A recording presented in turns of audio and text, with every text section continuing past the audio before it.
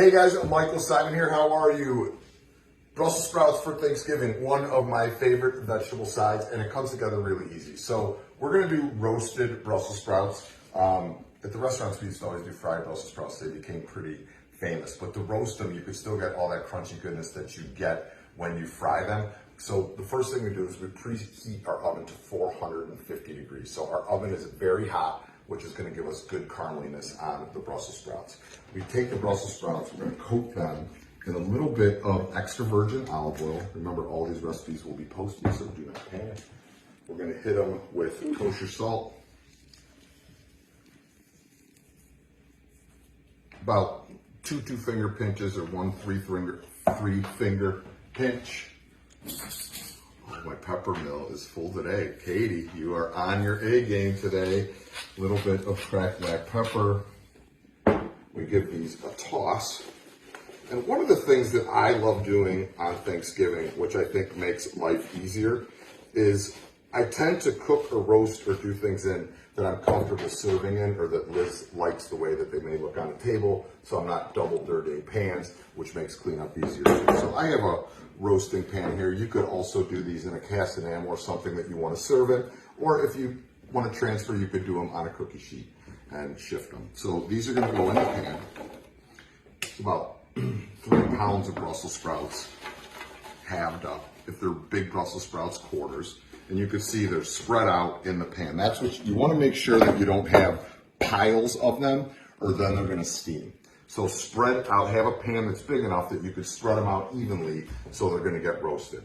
I have my oven at 450. If you have convection on your oven, I would put convection on because the heat and the speed is going to help with the crispiness of them. Mid-shelf, they go in. Maybe my convection will work today, life will be good.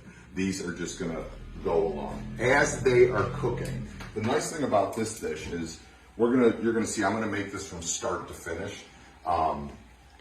So this whole thing will come together in under 10 minutes. So if you have everything prepped and you wanna make your Brussels sprouts last minute, this is a dish that could come together really quick.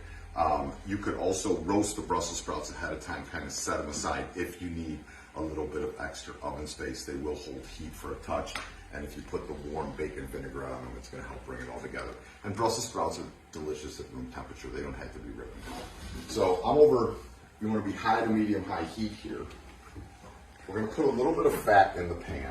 And I know this might seem a little weird because we're cooking bacon, so some people are always like, why are you putting fat in bacon? It has plenty of fat. This is just to get the bacon going, so it kind of helps it crisp up more evenly as it's rendering out the fat. We have our diced up bacon. Bacon is going to go in.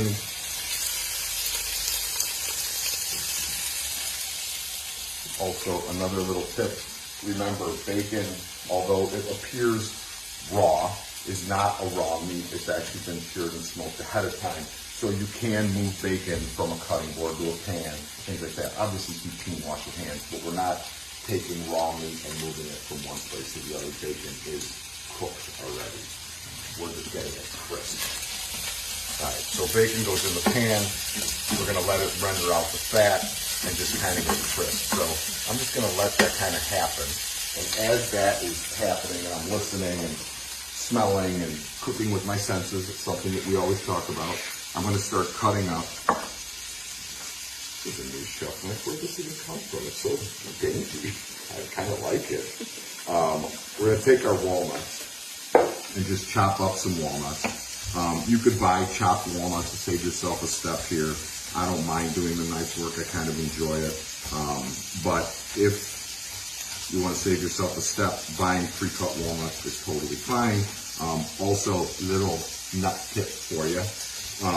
If you want to buy a bunch of nuts, use what you need. Maybe you got a deal. Always store the nuts in the freezer, and they don't spoil on you, and they'll hold a lot longer. And freezing does no damage to the nuts whatsoever. So if you look in my freezer, I always have a pretty good variety of nuts that are frozen. I just pull them out, cut them as I need them, and then cook with them.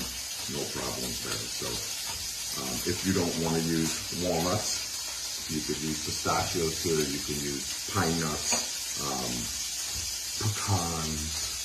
pecan.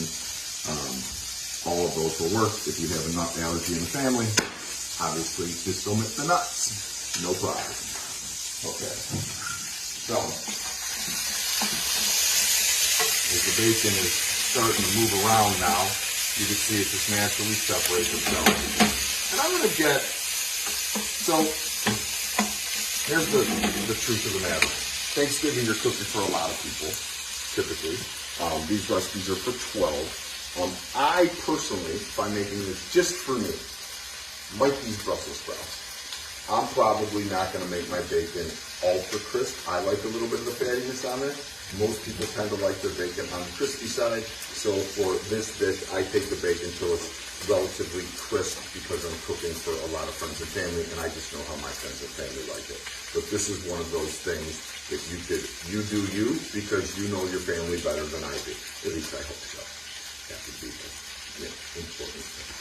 And we don't need anybody complaining about how the bacon is crisp on my favorite holiday of the year. So cook it how you think your family will like it.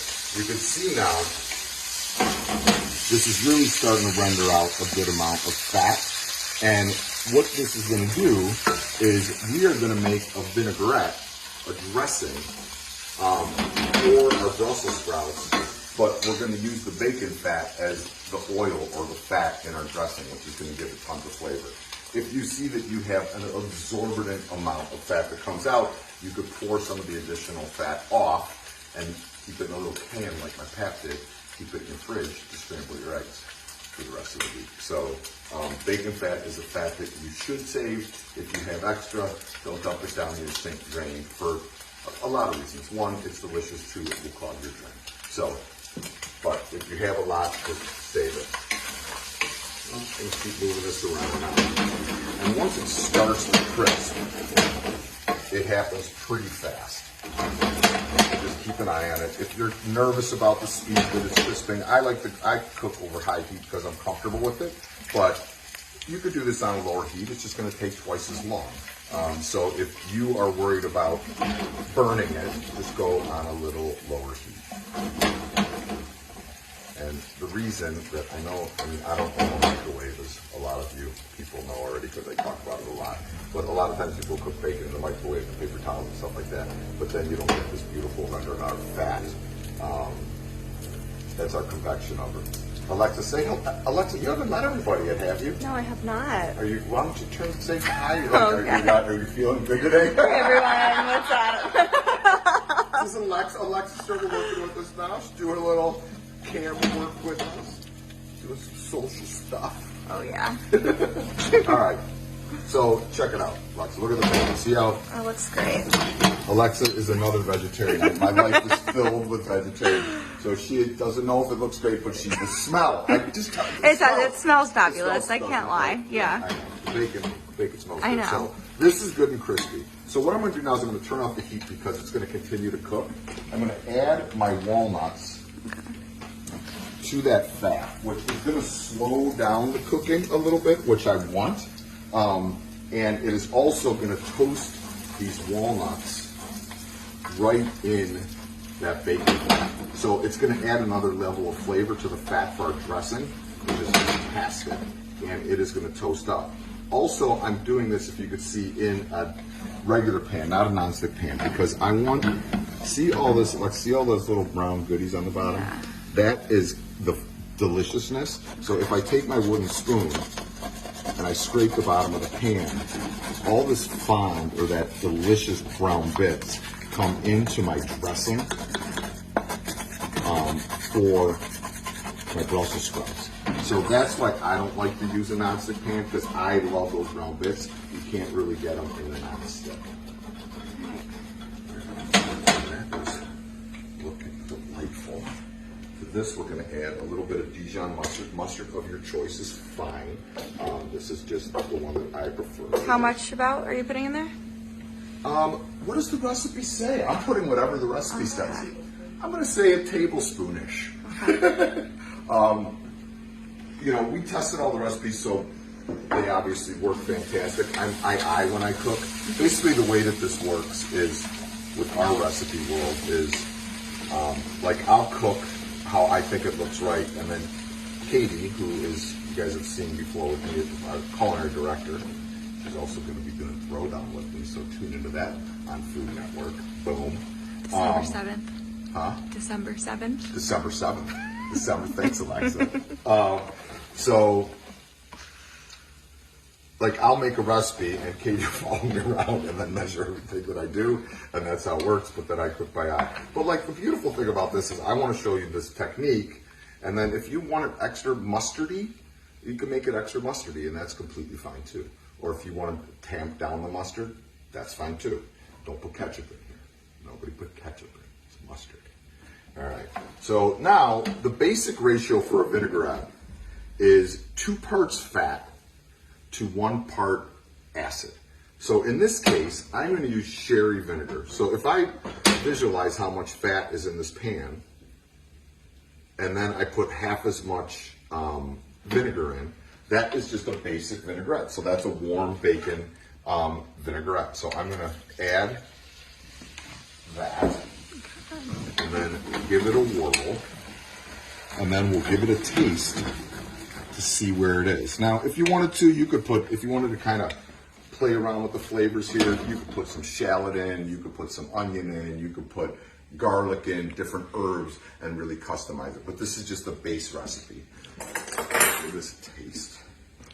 Is it vinegary enough? Does it need salt and pepper?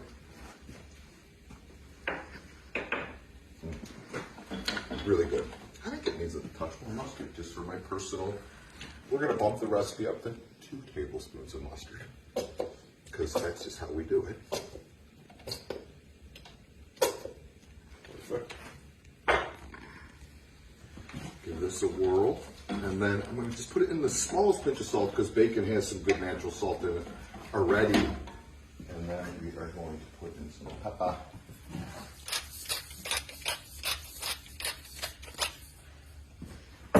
It does smell good. 1 finger pinch of salt. It smells good, doesn't it? Yeah. She'll be eating meat in no time. I don't know about that. All right. So dressing is ready to go. If you wanted to make this ahead of time, you could bring it to this point, and then right before you're ready to serve, you could just warm it up a touch and go over top, and it's good. Let's check out. Brussels sprouts are almost ready. You can see how they're changing color now. Again, really bright green, a little bit of color. Golden on the bottom. I'm going to give these about another 3 minutes. They'll be ready, and we'll mix them with the dressing. So Brussels sprouts, let's see. Ooh, fogging up. Norman, you see what's going on here? The Brussels sprouts. You're waiting for the turkey stuff. Brussels sprouts. All right, so see. You see how those are like nice and like yes. right on the edge. They have that nice golden hue to them. Mm-hmm. So I'm going to move those around. And now all I need to do is finish is I'm going to put in that warm dressing that I made, I'm going to put about 2 ounces of honey. So we have the mustard, the vinegar, the walnuts, the bacon, and the honey. Give this one more stir. This goes over top. Brussels sprouts. Make sure that, again, we had all those kind of brown bits in the bottom of the pan. You can see they came up into our sauce now. Just a little more. And I'm going to take 1 bunch of flat leaf parsley. I know you're saying, well, where are the stems of your flat leaf parsley? When I made my turkey stock, I used the parsley stems in my stock. So we're using the parsley from end to end. We're using the leaves cut up kind of pretty rustic and rough in with our Brussels sprouts, and we are using the stems in our stock.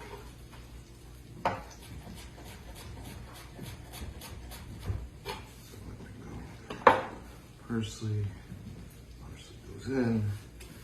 Give this one last stir, and the Brussels sprouts will be ready to serve. So we have bacon, walnuts, mustard, sherry vinegar, that rendered bacon fat in there, flat leaf parsley, a little bit of honey, and those are bacon and walnut roasted Brussels sprouts. I mean, come on, how delicious do those look? See, this was a 450 degree oven, so we got that really nice carameliness on the sprouts.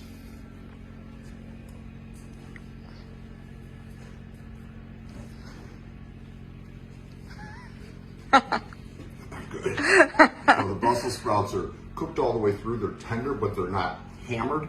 They have good caramelization on the outside. We have real nice acidity from the vinegar, saltiness from the bacon, that little pop from the mustard, some great texture from the walnuts, and then that little sweet finish that honey brings to the table. These will be one of the stars of your Thanksgiving table, I promise you. And I'm eating with my hands. Yes, I am. All right, we'll see you guys later.